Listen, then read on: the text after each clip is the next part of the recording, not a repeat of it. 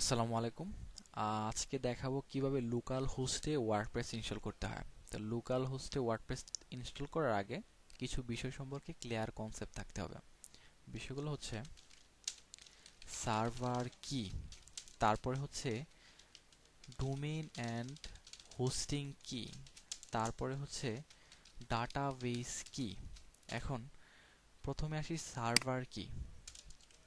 Simple sense এবং আমরা এটাকে কমপ্লিকেটেড না করি, সার্ভারটা হচ্ছে একটা জায়গা যেখানে আমরা আমাদের ওয়েবসাইটটাকে রাখতে পারি। দ্যাট মিন্স আমরা যখন ফেসবুকে যাব, এই যে ফেসবুকে যাওয়ার পরে এই যে আমাদের সামনে যে চোখের সামনে যে ওয়েবসাইটটা আসছে, এই ওয়েবসাইটটা কিন্তু আমাদের পিসিতে না।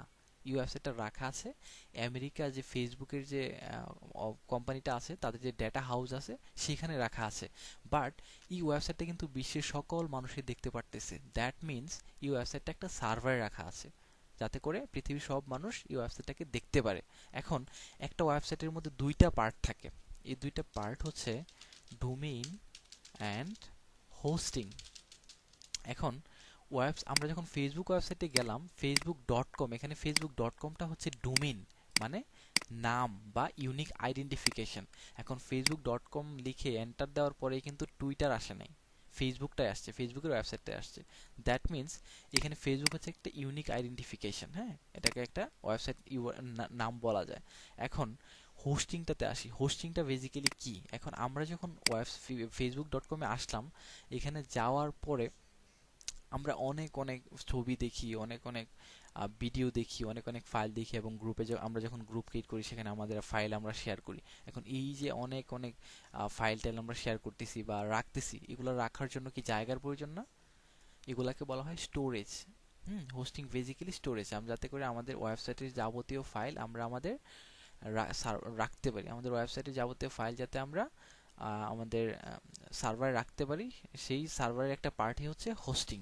সো আপনি যখন ডোমেইন এবং হোস্টিং কিনবেন, প্রথমে আপনার ডোমেইনটা আপনার হোস্টিংকে চিনবে না। হ্যাঁ, আপনাকে এই ডোমেইনটাকে এই হোস্টিং এর সাথে কানেক্ট করায় দিতে হবে। তারপর থেকে ডোমেইন চিনবে যে তাকে কোথায় যেতে হবে। এবং যখনই হোস্টিং এর মধ্যে কিছু থাকবে, এই ডোমেইনের মধ্যে যখন কেউ ব্রাউজার থেকে এন্টার প্রেস করে যাবে, তখন এই হোস্টিং এর ভিতরে যা রাখা থাকবে সেটা যদি শো করানোর মতো কিছু থাকে তাহলে সে দেখাবে। হ্যাঁ, এটাই বেসিক্যালি হচ্ছে ডোমেইন এবং হোস্টিং এর একটা বেসিক কনসেপ্ট। এখন ডোমেইন এবং হোস্টিং এর পরে আমরা সার্ভারে আবার আসি। সার্ভার এখন এগুলো হচ্ছে সার্ভার মূলত দুই ধরনের। Server two two kind two category, ঠিক আছে? Two category server, server two category. একটা হচ্ছে পাবলিক সার্ভার, একটা হচ্ছে পাবলিক সার্ভার, আর একটা হচ্ছে লোকাল সার্ভার। এখন পাবলিক সার্ভার হচ্ছে সেই সার্ভার যেখানে আমাদের ওয়েবসাইটটা রাখলে পৃথিবীর সকল মানুষ দেখতে পারবে। এটাকেই বলা হবে পাবলিক সার্ভার, মানে সবার জন্য উন্মুক্ত, যে কোনো জায়গা থেকে যে কেউ অ্যাক্সেস করতে পারবে এবং ওয়েবসাইটটাকে দেখতে পারবে। এখন লোকাল সার্ভারটা তাহলে কি? লোকাল সার্ভারটা হচ্ছে সেই সার্ভার যার মধ্যে আপনার ওয়েবসাইটটা রাখলে শুধুমাত্র আপনিই দেখতে পারবেন, আর কেউ দেখতে পারবে না।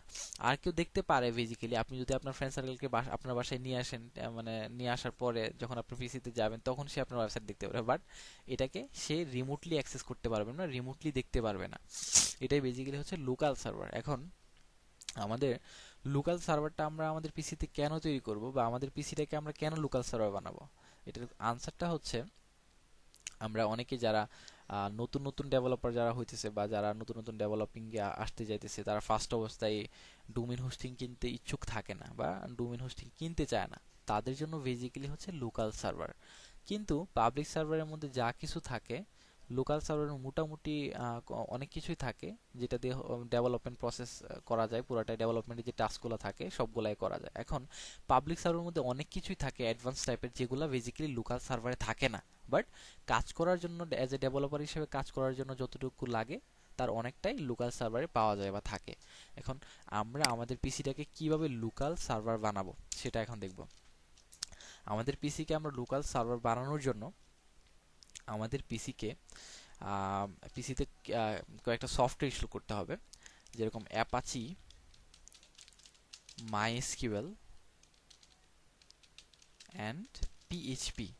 এই তিনটা সফটওয়্যার যখন আপনি ইনস্টল করবেন আপনার পিসিতে, তখন আপনার পিসিটা সার্ভারে পরিণত হবে। এখন ভেঙে ভেঙে ভেঙে ভেঙে সবগুলা জিনিস ইনস্টল করার চাইতে অনেক সহজ হবে যদি আমরা একটা প্যাকেজ ইনস্টল করি।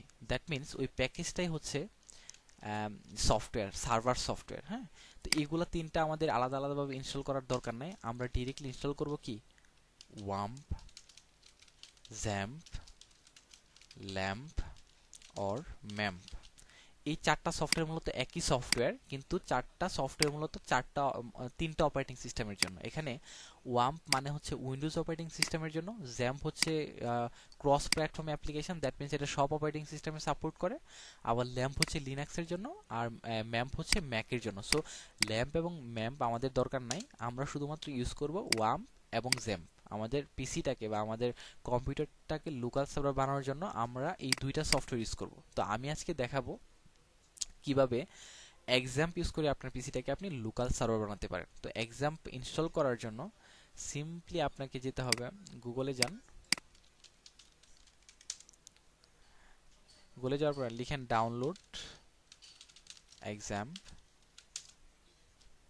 প্রথম যে ওয়েবসাইটটা আসবে apache-friends.org, আমরা এই ওয়েবসাইটটাতে যাব।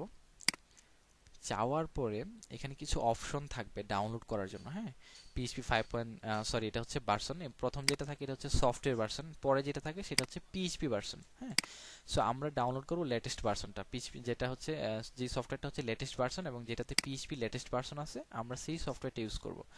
এখানে দেখেন এটা পিএইচপি লেটেস্ট ভার্সন। সো আমরা সিম্পলি যখন ডাউনলোডে ক্লিক করব, এটা অন্য একটা ট্যাবে ডাউনলোড করার জন্য নিয়ে যাবে।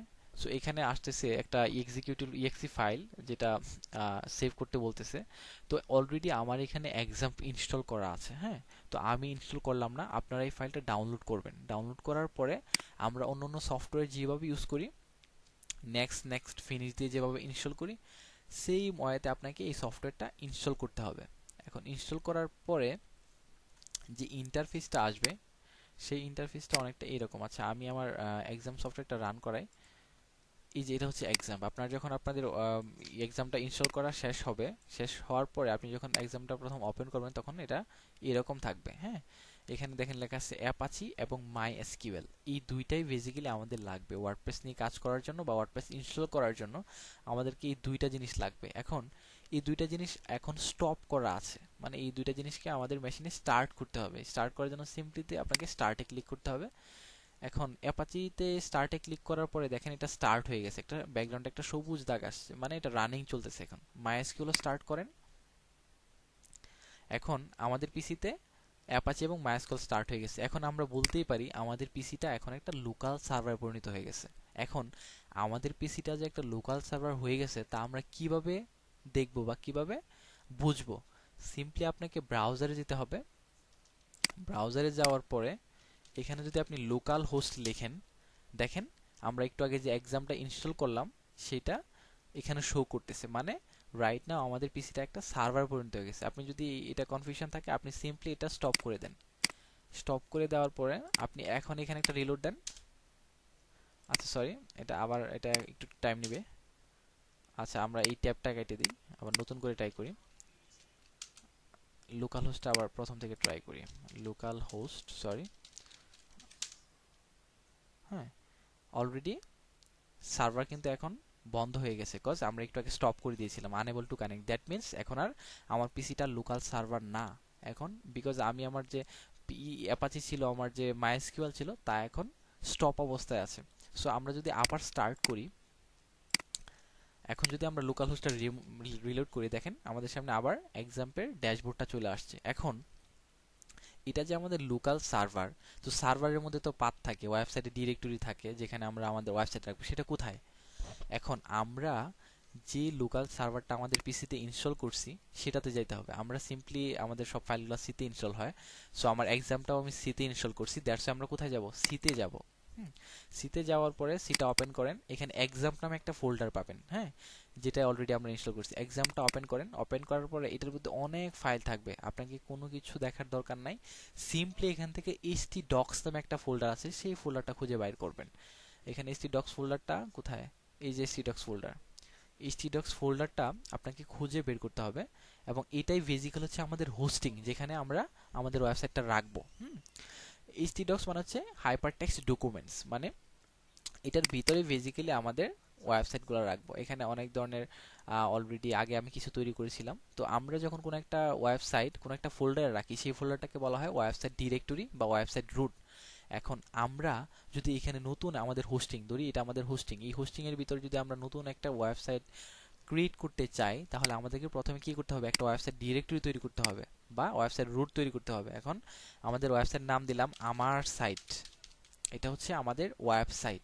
এখন আমরা যেহেতু আমার সাইট ওয়ার্ডপ্রেস ইনস্টল করব, লোকাল সার্ভারে ওয়ার্ডপ্রেস ইনস্টল করব, দ্যাট মিন্স আমরা আমাদের ওয়েবসাইট ডিরেক্টরিতে ওয়ার্ডপ্রেসটা রাখবো। সো ওয়ার্ডপ্রেসটা বেসিক্যালি কি তার একটু আলোচনা করা যাক। What is WordPress? এখন ওয়ার্ডপ্রেসটা বেসিক্যালি হচ্ছে, এখন আমরা ওয়ার্ডপ্রেস বেসিক্যালি একটা ওয়েব বেস সফটওয়্যার। ওয়ার্ডপ্রেস হচ্ছে একটা web base software, web base software বা এটাকে ওয়েব অ্যাপ্লিকেশনও বলে। ঠিক আছে? তো এখন আমরা যখন নর্মালি আমাদের ফোনে অ্যান্ড্রয়েড অ্যাপ্লিকেশন ইনস্টল করি, তখন আমরা সিম্পলি আমরা গুগলের প্লে স্টোরে যাই, সেখান থেকে ইনস্টল করি, তারপরে অ্যাপিকে ফাইল থাকলে ডিরেক্টলি আমাদের ফোন থেকে সেটা এক্সিকিউট করে বা ইনস্টল করে। এখন ওয়ার্ডপ্রেস যেহেতু একটা ওয়েব বেস সফটওয়্যার বা ওয়েব অ্যাপ্লিকেশন, সো এটা আমাদেরকে কোথায় ইনস্টল করতে হবে? ওয়েবে ইনস্টল করতে হবে বা সার্ভারে ইনস্টল করতে হবে। এখন তা এই কারণে আসলে ওয়ার্ডপ্রেসটা আমরা কোথায় রাখবো? আমাদের সার্ভারের মধ্যে রাখবো বা আমার সার্ভারে যে ওয়েবসাইটের ডিরেক্টরি আছে তার ভিতরে রাখবো। আমাদের ওয়েবসাইটের নাম কি? আমার সাইট। এখন আমাদের কি উচিত? এই ফোল্ডারটার ভিতরে ওয়ার্ডপ্রেসটা রাখা। এখন আমরা চলেন যে ওয়ার্ডপ্রেসটা ডাউনলোড করি। ওয়ার্ডপ্রেসটা ডাউনলোড করার জন্য সিম্পলি গুগলে যান, এখানে লিখেন ডাউনলোড ওয়ার্ডপ্রেস। তারপরে এখানে কিছু লিংক আসবে, আমরা এখান থেকে wordpress.org তে যাব। হ্যাঁ, wordpress.org তে যাওয়ার পরে ওয়ার্ডপ্রেসের মেইনলি দুইটা ভার্সন আছে বেসিক্যালি, একটা হচ্ছে .com, একটা হচ্ছে .org। ডেভেলপার, আমরা যারা ডেভেলপার আছি তারা বেসিক্যালি কোথা থেকে ডাউনলোড করব? wordpress.org থেকে ওয়ার্ডপ্রেসে ডাউনলোড করব। আর wordpress.com হচ্ছে একটা ব্লগিং সাইট। হ্যাঁ, অনেকটা ব্লগারের মতো, যেখানে ইউজার অ্যাকাউন্ট ক্রিয়েট করে ব্লগিং স্টার্ট করা যায়। ওকে, সো আমরা wordpress.org থেকে আমাদের ওয়ার্ডপ্রেসটা ডাউনলোড করব। এখানে ডাউনলোড ওয়ার্ডপ্রেস 4.8 নামে একটা বুটন আছে। হ্যাঁ, এটা হচ্ছে ওয়ার্ডপ্রেসের লেটেস্ট ভার্সন। তো ওয়ার্ডপ্রেস প্রতি 2 মাস বা 3 মাস পর পরই তাদের ভার্সন আপগ্রেড করে। সো সবসময় ট্রাই করবেন লেটেস্ট ভার্সনটা ইউজ করার জন্য। তো এখান থেকে সিম্পলি আপনি ডাউনলোড ওয়ার্ডপ্রেস 4.8 এ ক্লিক করেন। ক্লিক করার পরে এটাকে ডাউনলোড একটা পপআপ আসবে, সেটা ক্লিক করেন, ডাউনলোড পাবে। এটা কি করবে? ডাউনলোড করবে। ঠিক আছে? তো আমরা একটু ডাউনলোড হওয়া পর্যন্ত একটু ওয়েট করি। আগেও আমার এখানে ডাউনলোড করা ছিল, আমাদের সমস্যা নাই। আবার ডাউনলোড করি। তো ওয়ার্ডপ্রেসটা ডাউনলোড করার পরে আমাদেরকে, এটা জিপ আকারে আছে। হ্যাঁ, এটার ভিতরে যাবতীয় ফাইল আছে, সবগুলা ফাইলকে আমাদেরকে আমাদের সার্ভারে রাখতে হবে। এখন এটা ডাউনলোড কমপ্লিট, সিম্পলি এটার ভিতরে যান। এটার ভিতরে যাওয়ার পরে এটাকে এক্সট্রাক্ট করেন। এক্সট্রাক্ট করে যেখানে ডাউনলোড করছেন সেখানে অথবা যে কোনো জায়গায় এক্সট্রাক্ট করে রাখেন। এটার ভিতরে আমরা একটা ফোল্ডার পাইছি ওয়ার্ডপ্রেস নামে। হ্যাঁ, এই ওয়ার্ডপ্রেসটার ভিতরে আসলে ওয়ার্ডপ্রেসের যাবতীয় ফাইলস এবং ফোল্ডার আছে। সো এটা একটু এক্সট্রাক্ট হোক। আচ্ছা, আমি একটু পজ করি, এক্সট্রাক্ট হতে থাকুক। আচ্ছা, আমাদের এক্সট্রাক্ট অলরেডি কমপ্লিট হয়ে গেছে। এটা হচ্ছে আমাদের ওয়ার্ডপ্রেস ফোল্ডার, যেটা আমরা ডাউনলোড করছি জিপ আকারে, এবং এটার ভিতর থেকে ওয়ার্ডপ্রেসের যে ফোল্ডারটা ছিল সেটা আমরা এক্সট্রাক্ট করেছি। এখন এই ফোল্ডারটা যদি আমরা ওপেন করি, এটার ভিতরে ওয়ার্ডপ্রেসের যাবতীয় ফাইল আমরা পাবো, ডব্লিউপি অ্যাডমিন, কন্টেন্ট, আরো অনেক অনেক ফাইল আছে। এখন সার্ভারে যেহেতু আমরা আমাদের ওয়ার্ডপ্রেসটা রাখবো বা ওয়ার্ডপ্রেসটা ইনস্টল করব, এই কারণে আমাদের এই যাবতীয় ফাইলকে কপি করতে হবে। কপি করে আমাদের সার্ভারে রাখতে হবে বা আমাদের যে ওয়েবসাইট ডিরেক্টরি আছে ডিরেক্টরিতে রাখতে হবে। আমাদের ওয়েবসাইট ডিরেক্টরির নাম কি? আমার সাইট। ইসি ডক্স এর ভিতরে আমার সাইট। ঠিক আছে? আমি আবার আপনাদেরকে দেখাচ্ছি আমাদেরকে কোথায় আমাদের ওয়ার্ডপ্রেসটা রাখতে হবে। আপনি সিতে যাবেন, সিতে যাওয়ার পরে হচ্ছে এক্সাম্পে যাবেন। এক্সাম্পে যাওয়ার পরে অনেক ফাইল থাকবে, সেখান থেকে খুঁজে বের করতে হবে এইচটি ডক্স, এটার ভিতরে যাবেন। তারপরে আপনার ওয়েবসাইটের ডিরেক্টরি যদি ক্রিয়েট করা থাকে তো ওইটার ভিতরে ওয়ার্ডপ্রেস রাখবেন, আর যদি ক্রিয়েট করা না থাকে একটা নতুন ডিরেক্টরি, ওয়েবসাইট ডিরেক্টরি ক্রিয়েট করবেন। তো আমি আমার সাইট নামে একটা ওয়েবসাইট ডিরেক্টরি ক্রিয়েট করেছি। এখন এটার ভিতরে আমি আমার ওয়ার্ডপ্রেসের যাবতীয় ফাইলগুলো রেখে দিলাম। দ্যাট মিন্স এখন আমি আমার সার্ভারে ওয়ার্ডপ্রেসটা রাখলাম। এখন লোকাল হোস্ট, যখনই আমরা লোকাল হোস্ট লিখি, দ্যাট মিন্স আমাদের লোকাল সার্ভারে আমরা যাওয়ার জন্য প্রস্তুত। এখন লোকাল হোস্টের পরে আমরা যা লিখব সেটা হবে ওয়েবসাইট ডিরেক্টরি বা ওয়েবসাইট রুট। এখন লোকাল হোস্টের পরে যদি লিখি আমার সাইট, দ্যাট মিন্স এই আমার সাইট যে ফোল্ডারটা আছে সেটা হচ্ছে লোকাল হোস্টের অধীনে একটা ফোল্ডার বা একটা ওয়েবসাইট ডিরেক্টরি। এখন আমার সাইটের ভিতরে যেহেতু আমি ওয়ার্ডপ্রেস রেখেছি, সো আমার সাইট যে ডিরেক্টরিটা আছে বা আমার যে সার্ভারটা আছে লোকাল হোস্ট, সেটা কি করবে, ওয়ার্ডপ্রেসটাকে রান করবে। সে পাবে কি, ওয়ার্ডপ্রেস। আমরা কিছুক্ষণ ওয়েট করি। ওয়ার্ডপ্রেসটা যেহেতু আমার সাইট ওয়েবসাইট ডিরেক্টরির ভিতরে আমি ওয়ার্ডপ্রেসটা রেখেছি, দ্যাটস ওয়াই এটা কি করতেছে, ওয়ার্ডপ্রেসটাকে রান করতেছে। এখন ওয়ার্ডপ্রেসটাকে ইনস্টল করার জন্য বা কনফিগারেশন করার জন্য কিছু কিছু ইনফরমেশন আমাদেরকে দিয়ে দিতে হবে। এখন আমাদের কাছ থেকে সেই ইনফরমেশনগুলো নিয়ে সে ওয়ার্ডপ্রেসটাকে ইনস্টল করবে। এখন এখানে আমাদেরকে প্রথমে বলতেছে ইংলিশ মানে ল্যাঙ্গুয়েজটা চুজ করার জন্য। তো আমরা এখানে ইংলিশটা চুজ করি। এখানে আমাদের বাংলাও আছে, তো আমরা ইংলিশটা চুজ করি প্রথমে। ইংলিশটা চুজ করার পরে এখানে ওয়ার্ডপ্রেস বলতেছে তাকে ইনস্টল করার জন্য কিছু কিছু ইনফরমেশন দিতে হবে, যেরকম ডাটাবেস নেম দিতে হবে, ডাটাবেস ইউজার নেম দিতে হবে, ডাটাবেস পাসওয়ার্ড দিতে হবে, ডাটাবেস হোস্ট দিতে হবে। এই দুইটা, টেবিল হোস্ট এবং টেবিল প্রিফিক্স, এই দুইটা বেসিক্যালি হচ্ছে ইনস্টল করার জন্য অপশনাল, এই দুইটা লাগে না। হ্যাঁ, আমাদের মেইনলি দিতে হবে database name, database user name এবং ডাটাবেস পাসওয়ার্ড। এখন আমরা ডাটাবেস সম্পর্কে একটু জেনে আসি। আমরা এখনো ডাটাবেস কি সেটা জানি না, তো ডাটাবেস সম্পর্কে একটু জেনে আসি। ডাটাবেস, ডাটাবেসটা বেসিক্যালি কি? এখন ডাটাবেস হচ্ছে ডাটা স্টোর করার জন্য একটা জায়গা। ডাটাবেস হচ্ছে আমরা যখন ফেসবুকে যাই, অনেক অনেক অনেক ছবি রাখা আছে, ফাইল রাখা আছে। এখন এত এত ফাইল যে রাখা আছে, সেটা কি এলোমেলোভাবে রাখা থাকলে কি আমরা পাবো? বা সেটা ফেসবুকের যারা ডেভেলপার আছে তাদের জন্য অনেক কষ্ট হবে সেখান থেকে তাদের অ্যাকচুয়াল যে ডেটাগুলো আছে সেগুলো ফ্যাচ করে তাদের ওয়েবসাইটে শো করানো। সো এখন আমরা যখন লাইব্রেরিতে যাই, লাইব্রেরিতে যাওয়ার পরে দেখা যায় যে আমাদের যে বইগুলো থাকে, একটা পাশে সফটওয়্যার ইঞ্জিনিয়ারিং বই, আর একটা পাশে আইটি ডিপার্টমেন্টের বই, আর একটা কম্পিউটার সায়েন্সের বই, কবিতার বই, গল্পের বই, সব কি একটা অর্গানাইজড ওয়েতে সাজানো থাকে। এখন ডাটাবেস মূলত সেই সেটাই করে। আপনাদের আমাদের কাছ থেকে যে ডেটাগুলো আমরা ইনসার্ট করতে চাই, আমাদের হোস্টিংয়ে যে আমাদের ডেটাগুলো ইনসার্ট করতে চাই, সেই ডেটাবেস কি করে, সেই আমাদের কাছ থেকে ডেটাগুলো নিয়ে সুন্দরভাবে টেবিল আকারে, কলাম আকারে, রো আকারে সেই ডেটাগুলো স্টোর করে। সো ডেটাবেসটা হোস্টিং এর ভিতরেই থাকে। এটা একটা একটা সার্ভিস ডাটাকে স্টোর করার জন্য।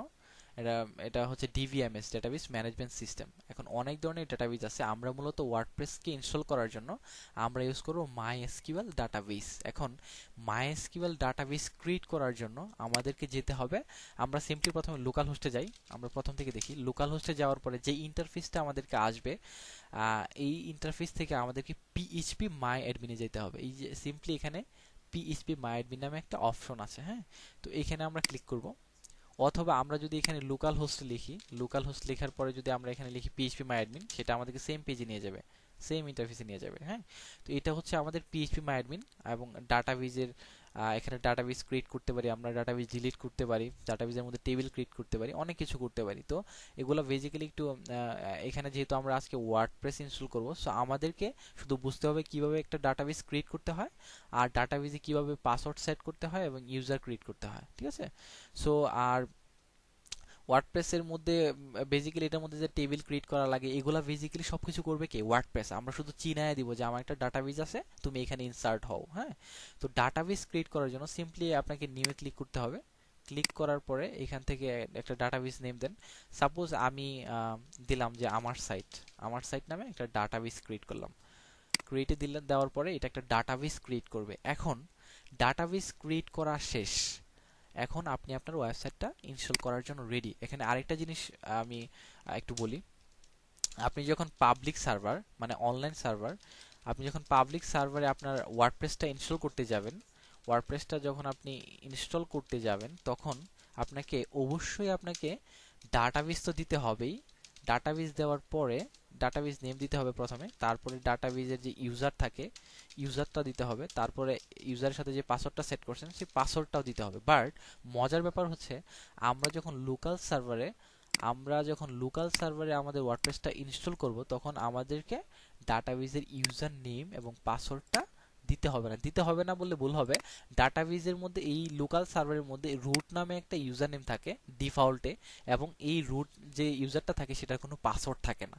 সো আমরা সিম্পলি আমাদের যে ওয়ার্ডপ্রেসটা যেটা অলরেডি ইনস্টল করার জন্য রেডি হইতেছে, সেই ওয়ার্ডপ্রেসটাকে আমরা রুট ইউজার নেম রুট দিয়ে এবং পাসওয়ার্ডটাকে ব্ল্যাঙ্ক রেখে ইনস্টল করতে পারি। বাট আপনি ইচ্ছা করলে আপনার যে এই লোকাল হোস্ট আছে সেখানে আপনি ডাটাবেজের যে ইউজার থাকবে ইউজার ক্রিয়েট করতে পারবেন এবং সেই ইউজারের এগেনস্টে একটা পাসওয়ার্ড সেট করতে পারেন। তো আমরা প্রথমে দেখব কিভাবে ডিফল্ট যে রুট থাকে এবং পাসওয়ার্ড ব্ল্যাঙ্ক থাকে সেইভাবে কিভাবে ইনস্টল করা যায়। তো লেটস গ্রোতে আমরা ক্লিক করি।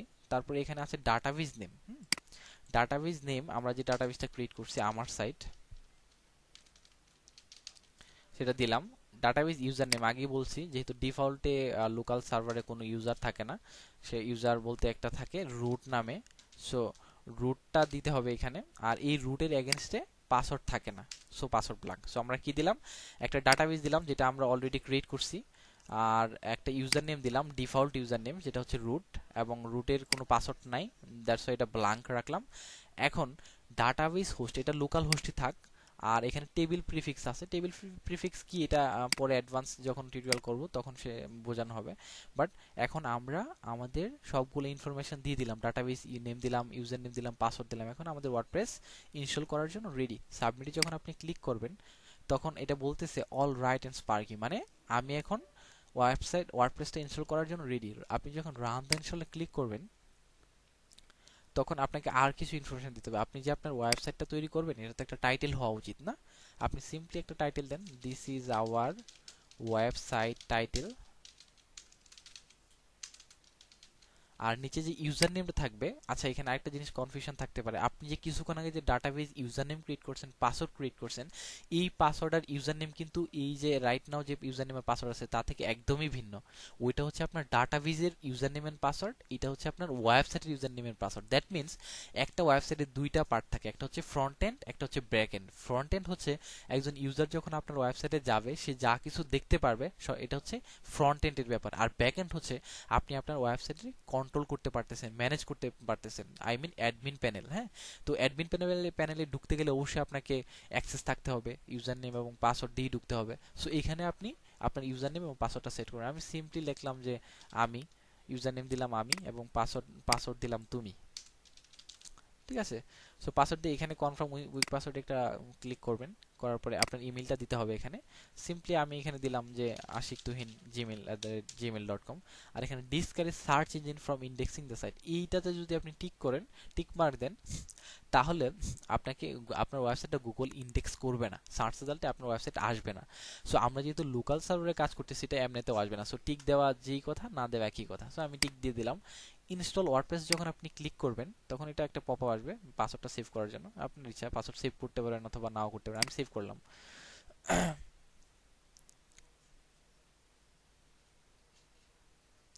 আমরা কিছুক্ষণ ওয়েট করি, এটা একটু টাইম নিবে। আচ্ছা, এখানে বলতেছে সাকসেস, মানে আমি আমার ওয়ার্ডপ্রেসটা আমি আমার লোকাল হোস্টে ইনস্টল করতে পারলাম। এখন লগইন করার জন্য বলতেছে, সিম্পলি আমি লগইন করি।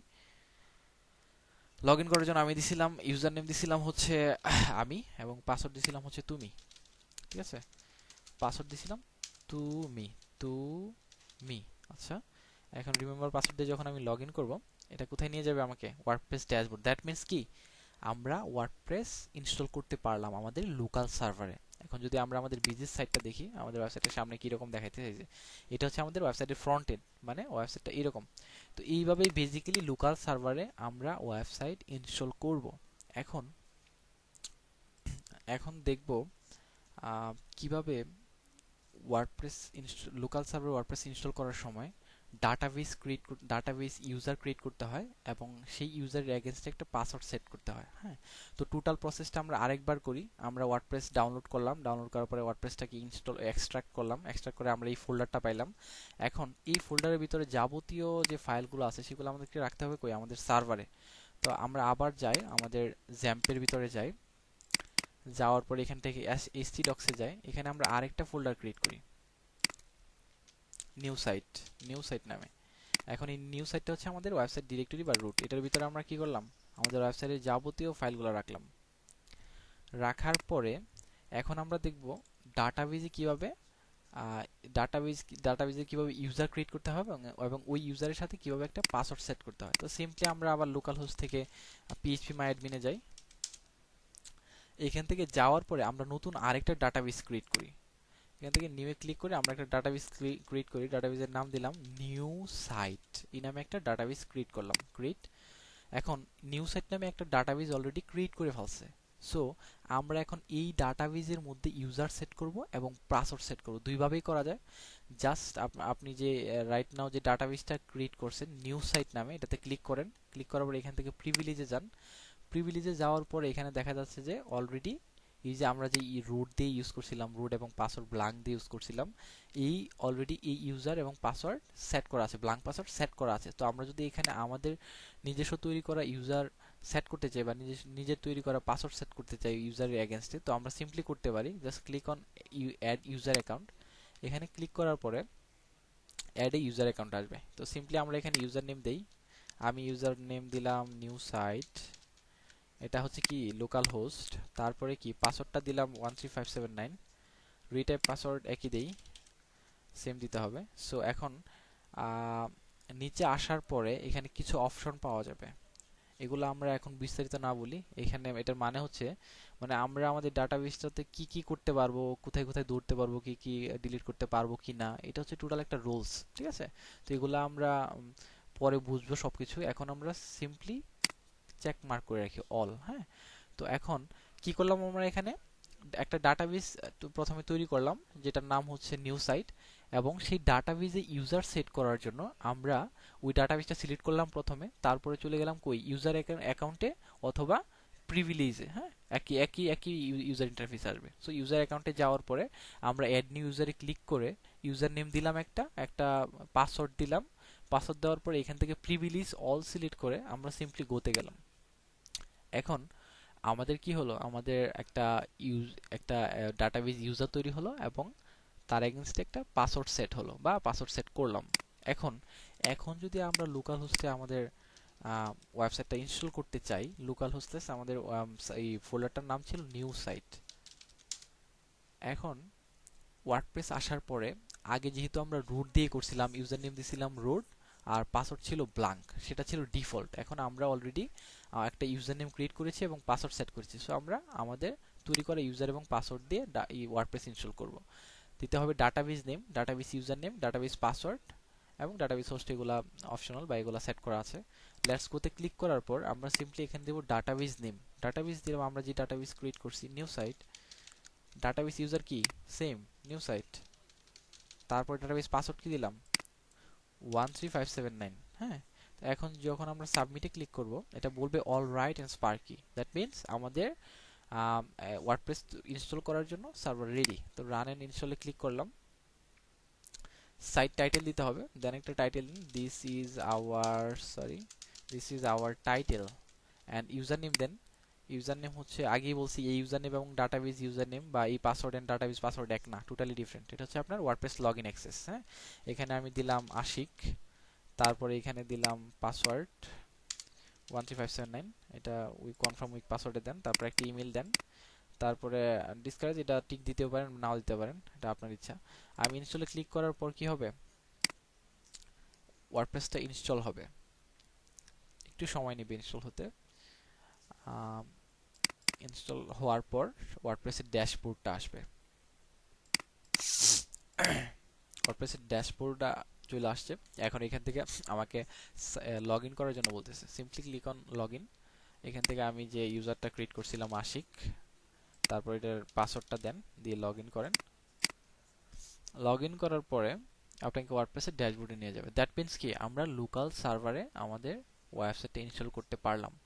সো আমরা যদি টোটাল জিনিসটা রিভাইজ করি তাহলে আজকে আমরা শিখলাম কিভাবে লোকাল সার্ভারে আমরা ওয়ার্ডপ্রেস ইনস্টল করতে পারি। সার্ভার কি সেটা আমরা জানি, সার্ভার হচ্ছে যেখানে একটা জায়গা যেখানে আমরা আমাদের ওয়েবসাইটটা রাখতে পারি। একটা সার্ভারের দুইটা পার্ট থাকে, একটা হচ্ছে ডোমেইন, একটা হচ্ছে ডোমেইন পার্ট, আর একটা কি hosting part. Domain and hosting, ডোমেইনটা হচ্ছে ওয়েবসাইটের নাম আর হোস্টিংটা হচ্ছে তার জায়গা। এখন এই লোকাল সার্ভারটা আমরা এই কারণে আমাদের ওয়েবসাইট আমাদের কম্পিউটার ইনস্টল করব যাতে করে আমরা আমাদের ডেভেলপমেন্ট টাস্কগুলো আমরা আমাদের পিসিতে করতে পারি, আমাদের যাতে ডোমেইন এবং হোস্টিং কিনতে না হয়। হ্যাঁ, তো এটা বেসিক্যালি হচ্ছে ডোমেইন এন্ড হোস্টিং কনসেপ্ট।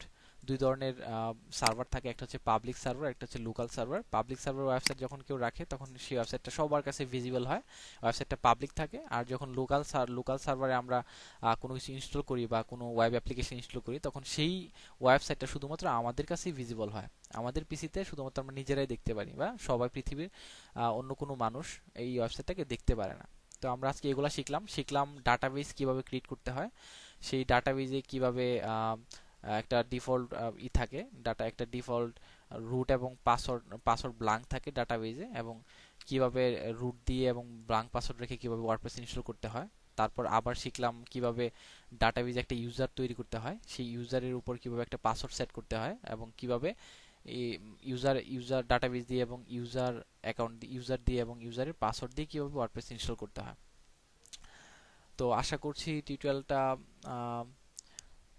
ভালো লাগবে। আর তারপর থেকে আমি ওয়ার্ডপ্রেসের উপরে customisation plus WordPress theme development tutorial করা ট্রাই করব। সবাই ভালো থাকবেন।